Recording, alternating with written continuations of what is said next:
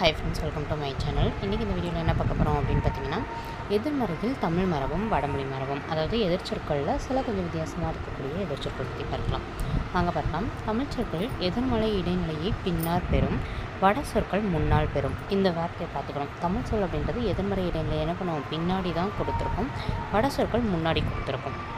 இல், அல், ஆ என்பது தமிழில் உள்ள எதிர்மறை இடைநிலைகள். அப்போ எதிர்மறையாக இருக்கணும் அப்படின்னா அந்த இடத்துல இல்லு, அல்லு, ஆ இந்த 3 எழுத்துக்கள் வரும். இதே நம்ம வடமொழின்னு பார்த்தோன்னா, வடமொழின்னா வேறு எதுவும் இல்லை, சமஸ்கிருதம்.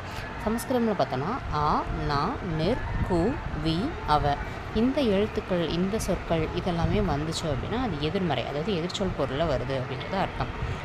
சுத்தன் என்பது ஒரு வடச்சொல். ஆயினும் அதை தமிழ் மரபுப்படி எதிர்மறுக்கின் சுத்தமில்லான் என கூற வேண்டும். அதாவது சுத்தன் அப்படின்றது வட சொல். நம்ம தமிழ் மரபுப்படி அதை மாற்றணும் அப்படின்னா சுத்தமில்லான். இதில் பாருங்களேன், சுத்தமில்லான், லான், இந்த இல்லுன்றது என்ன பண்ணுறது, சொல்லுக்கு பின்னாடி தான் வந்திருக்கு. ஓகேங்களா? அப்போ தமிழை பொறுத்த வரைக்கும் எதிர் சொல் அப்படின்றது பின்னாடி குறிக்கக்கூடியதாக இருக்கும். அந்த இல்லு, அந்த வார்த்தைகள்லாம் பின்னாடி வரும் அப்படின்றத கொடுத்துருப்பாங்க. இனி இல் என்பது எதிர்மறை பொருளில் வருவதற்கான உதாரணத்தை பற்றி பார்க்கலாம். அதாவது எடுத்துக்காட்டு பார்க்கலாம் அப்படின்னு சொல்லி கொடுத்துருப்பாங்க.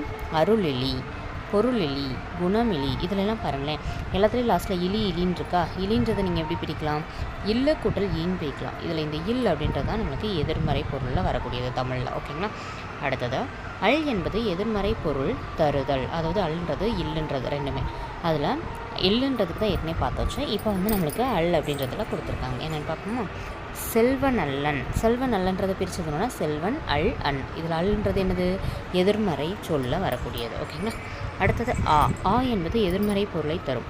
அரியான் அப்படின்றதுல நீங்கள் பிரிச்சிருந்தீங்கன்னா அரி கூட்டல் ஆ கூட்டல் ஆன்னு வரும். இதில் இந்த ஆ அப்படின்றது இது எதிர்மறை பொருளில் வரும். அப்போ என்னது, எதிர்மறை பொருளில் தமிழை பொறுத்த வரைக்கும் என்னென்னலாம் வரும் அப்படின்னு சொல்லி பார்த்தோம் அப்படின்னா அல் வரும், ப்ளஸ் அது இல்லாமல் இல் அப்படின்றது வரும். அதுக்கடுத்து வேறு என்ன வரும் அப்படின்னு சொல்லி கேட்டிங்க அப்படின்னா ஆ. ஓகேங்களா? சாரி, இந்த நெடிலா. ஓகேங்களா? இது 3 வந்துச்சு அப்படின்னா அது தமிழில் எதிர்மறை பொருளை குறிக்கக்கூடியதாக அமையும் அப்படின்றத நம்ம தெரிஞ்சு வச்சுக்கணும். ஓகேங்களா? அடுத்தது வடமொழியில் எப்படி எதிர்மறை பொருளில் வரும் அப்படின்னு சொல்லி பார்த்திங்கன்னா, சொல்லுக்கு முதல்ல வரும். தமிழில் இருக்கக்கூடிய அந்த இல், அல், அல், ஆ இது எல்லாமே சொல்லின் இறுதியில் வரும். இதே வடமொழியில் சொல்லின் முதல்ல வரும். கண்டம், அகண்டம், இதில் பாருங்கள் ஆன்றது நம்மளுக்கு ஆப்போசிட் தான், ஆனால் சொல்லுக்கு முதல்ல வந்திருக்கு. ஓகேங்களா? சுசி அப்படின்றது அசுசி, சரம், அசரம், சுரர், அசுரர். அடுத்த சத்தியம், அசத்தியம், ஞானம், அஞ்ஞானம், சாதாரணம், அசாதாரணம், நியாயம், அநியாயம், சீரணம், அசீரணம், பக்குவம், அபக்குவம், நீதி, அநீதி, சுத்தன் அப்படின்னா அசுத்தன். நா என்பது இன்குடல் ஆ என பிரிந்து நிற்கும். அவ்விரு எழுத்துக்களும் உயிர் முதலாக கொண்ட சொல் முன் மேற்காட்டியவாறு பிரிந்து நிற்காது, முன் பின்னாக மாறி நிற்கும். அதாவது நா குட்டல் அங்கன் அப்படின்றது அல்லது என்பது அன் குட்டல் அங்கன்னு அனங்கன் என்றார் போல். அதாவது இந்த இடத்துல நான்றதை எப்படி பிரிக்கும், இன்னு குட்டல் ஆன்றதான் பிரிப்போம் அப்படின்றத ஃபஸ்ட் கொடுத்துட்டு இந்த 2 எழுத்துக்களுமே உயிர் முதலாக கொண்ட சொல் முன் மேற்காட்டியவாறு, இந்ததுக்கான எடுத்துக்காட்டை நம்மளுக்கு என்ன பண்ணியிருப்பாங்க, அடுத்து கொடுத்துருப்பாங்க. ஓகேங்களா? இதில் என்ன தெரிஞ்சுக்கணும் அப்படின்னு சொல்லி பார்த்தோன்னா, நான்றதும் நம்மளுக்கு எதிர்மறை பொருளில் வருதுன்றது இந்த இடத்துல தெரிஞ்சுக்கணும். ஓகேவா? அப்போ இந்த ஒவ்வொன்றா இப்போ இதுக்கு பிறகு வரக்கூடியதில் பார்ப்போம். வாங்க பார்க்கலாம். நா என்பது எதிர்மறை பொருளில் வரக்கூடிய சில எடுத்துக்காட்டுகள் பற்றி கொடுத்துருக்காங்க. பார்க்கலாமா? அந்தம் அப்படின்றது அனந்தம் அப்படின்னு கொடுத்துருக்காங்க. அதில் இந்த நா அப்படின்றது வந்திருக்கு இல்லையா. ஸோ ஆ அப்படின்றதுக்கு பின்னாடி இந்த நா வந்திருக்கு, அதான் கொடுத்துருப்பாங்க. முன்னாடி பின்னாடி இந்த ஆவும் நாவும் மாறி நிற்கும். மற்றதில் என்ன பண்ணியிருக்கோம், ஃபஸ்ட்டு எழுத்தில் இருக்கும்னு பார்த்துருப்போம். ஆனால் இந்த நா வரும்போது மட்டும் நாவும் ஆவும் முன்னாடி மாறி மாறி நிற்கும். அப்போ அனந்தம் அப்படின்றது இந்த நான்றது எதிர்மறை பொருளில் வருது. ஆதரவு அப்படின்றது அனாதரவு, ஆதி அப்படின்னா அனாதி, ஆயாசம் அப்படின்னா அனாயாசம், அவசியகம் அப்படின்னா அனாவசியகம், இச்சை அப்படின்னா அனிச்சை, உத்தமன் அப்படின்னா அனுத்தமன், உசிதம் அப்படின்னா அனுசிதம், ஏகம் அப்படின்னா அநேகம். இதில் எல்லாமே செகண்ட் எழுத்தாக என்னவாக இருக்குது, இந்த நாவரிசை எழுத்துக்கள் இருக்குது. ஓகேங்களா? அதை தெரிஞ்சு வச்சுக்கோங்க. அடுத்தது நிர் என்பது எதிர்மறை பொருளை தரும் அப்படின்றத கொடுத்துருப்பாங்க. அதுக்கான எடுத்துக்காட்டு கொடுத்துருப்பாங்க. நிர் அப்படின்றது நமக்கு சொல்லின் முதல்ல நிற்கும். அஞ்சனம், நிரஞ்சனம், சிந்தை, நிர்சிந்தை, ஆமயம், நிராமயம், குணன், நிர்குணன், ஆயுதன், நிராயுதன், மலம், நிர்மலம், கதி, நிர்கதி, மானுஷ்யம், நிர்மானுஷ்யம், தாட்சணியம், நிர்தாட்சணியம், மூலம், நிர்மூலம்.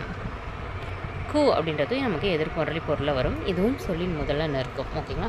தர்க்கம் குதர்க்கம், ரூபி குரூபி, யுக்தி குதியுக்தி, சீலன் குசீலன்.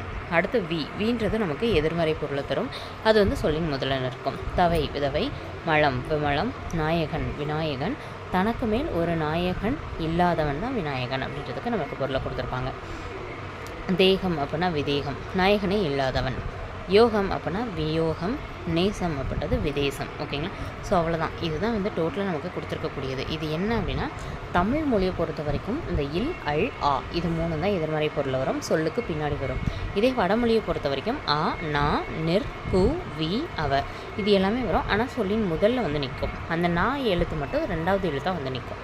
இந்த மாதிரி வந்து எதிர்மறை பொருளை உணர்த்தும். இதுதான் நம்ம இந்த இதில் வந்து நம்ம கவர் பண்ணியிருக்கோம். ஓகேங்களா. ஸோ அடுத்ததில் என்ன பண்ணுறோம் அப்படின்னா இந்த ஒவ்வொன்றுக்குரிய எதிர்ச்சொற்கள் என்னென்ன அப்படின்னு சொல்லிட்டு நிறைய எதிர்ச்சொற்கள் கொடுத்துருக்காங்க. மொத்தம் 385 எதிர்ச்சொற்கள் பற்றி நம்மளுக்கு இதில் கொடுத்துருக்காங்க. அது என்னென்ன எதிர்ச்சொற்கள் அப்படின்றத பற்றி நம்ம என்ன பண்ணலாம், நெக்ஸ்ட் வீடியோவில் பார்க்கலாம். ஓகேங்களா. ஸோ இந்த வீடியோ பிடிச்சிருந்துச்சு அப்படின்னா லைக் பண்ணிக்கோங்க. யூஸ்ஃபுல்லாக இருந்தால் சப்ஸ்கிரைப் பண்ணிக்கோங்க. தொடர்ந்து ஃபாலோ பண்ணணும்னு நினச்சிங்கன்னா நம்மளோட சேனலை சப்ஸ்கிரைப் பண்ணிக்கோங்க.